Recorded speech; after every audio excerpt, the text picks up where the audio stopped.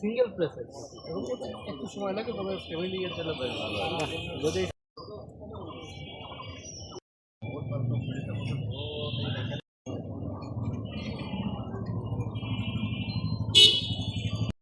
زكاها وقد خاب من دساها।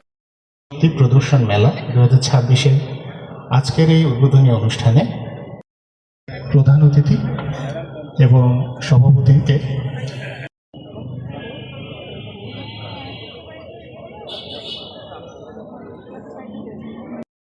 উপস্থিত আছেন জনাব রিফাত আরা, উপজেলা নির্বাহী অফিসার, কর্মকর্তাবৃন্দ, প্রিন্ট ও ইলেকট্রনিক মিডিয়া সদস্যবৃন্দ, শাসক ও জেলা ম্যাজিস্ট্রেট চুয়াডাঙ্গা।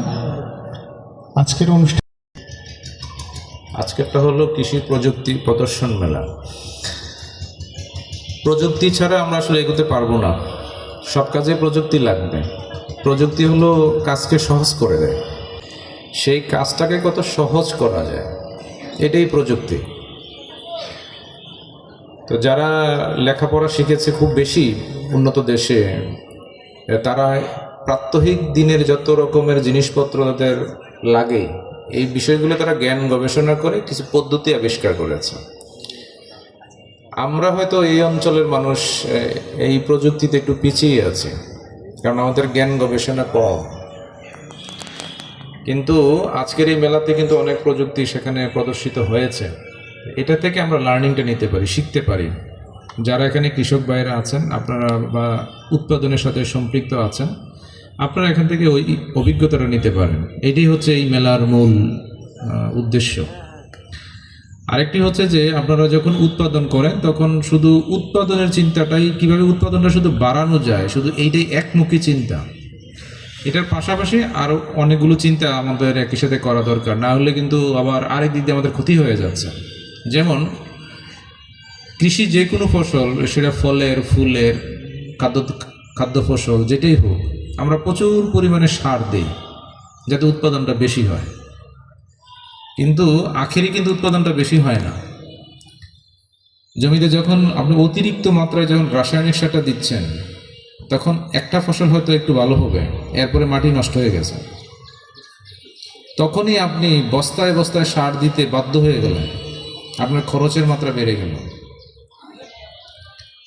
তো এই ভুলটা আমাদের হয়, আমরা এখন থেকে এই ভুলটা আর করবো না। সার যতটুকু প্রয়োজন জাস্ট অতটুকুই দিব। জমিতে শুধুমাত্র এই রাসায়নিক সারটা দিলেই হয় না, জমিতে কিন্তু জৈব সারও লাগে। আমি ছোটবেলায় দেখেছি যে বাড়িতে আপনার গৃহস্থালী কাজের জন্য কাজ করলে যে ধরনের আবর্জনাগুলো তৈরি হয়, এগুলো একটা নির্দিষ্ট গর্তের মধ্যে রেখে দিত। এগুলো এখানে 2-4 মাস থাকলে এগুলো কিন্তু পচে গেলে একটা জৈব সার মতো হয়, এগুলো তখন জমিতে দিত। গরু পালতো, গরুর গোবর বিষ্ঠাগুলো সেগুলো কিন্তু জমিতে নিয়ে দিত একটা সময়। এগুলো দিয়ে জমির জৈব সারের কাজ করাতো, আর পাশাপাশি কিছু রাসায়নিক সার আনতো। এখন সেই জমিতেই চাষ হয়, কিন্তু এই জৈব উপাদানগুলো আর দেওয়া হয় না, শুধু বাজার থেকে সার কিনো। তো রাসায়নিক সার কিন্তু জমিতে দেওয়ার একটা নির্দিষ্ট মাত্রা আছে, পরিমাণ আছে। এটা বেশি দিয়ে ফেললে জমি নষ্ট হয়ে যায়। জমিটার মাটিটা যে নষ্ট হলো তা কিন্তু না, আবার এই অতিরিক্ত মাত্রার এই সারের মাটিটাতে বৃষ্টির পানি ধুয়ে যখন পার্শ্ববর্তী খালে যাচ্ছে, খালে গিয়ে কিন্তু খালের মাছ, পোকামাকড় যা আছে ওগুলো নষ্ট করে দিচ্ছে।